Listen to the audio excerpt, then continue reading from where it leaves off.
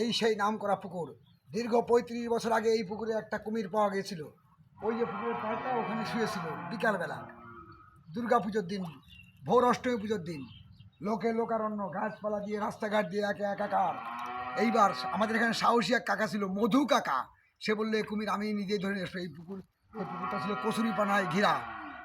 আমরা স্নান করতাম, ওই ঘাট আছে, ওই ঘাটে।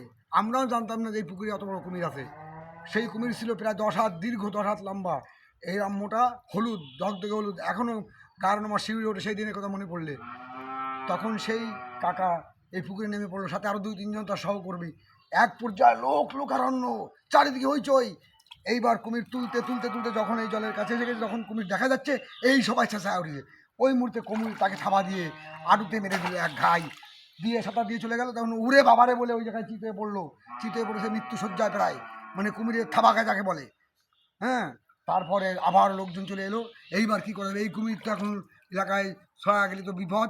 তখন যারা সাগরে জাল ধরে তাদের এক পার্টি আছে আমাদের ওপার, তারা এসে গেল জাল নিয়ে, এসে পড়ে সমস্ত কচুরিপানা তুলে নিয়ে মানুষের হইচই এক একার, কোথাও কোনো লোক ছাড়া কিছু নাই।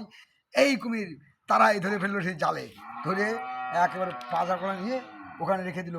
দীর্ঘ প্রায় 20-25 দিন টিকিট ছেলে চললো। ওহ কি আনন্দ, লোক আর লোক যায় আর দেখে, যে দেখেন কত একদম হলুদ কালার। লাস্ট অফ অল সেই কুমির গিলেতলা চিড়িয়াখানার সেনা ক্যাম্পের থেকে এসে নিয়ে গেল। এইটাই হচ্ছে এই পুকুরের ঐতিহ্য। এই পুকুরের নাম তখন হয়ে গেছিল কুমোর পুকুর। আজও মনে পড়লে আমার গান আমার শিউরে ওঠে।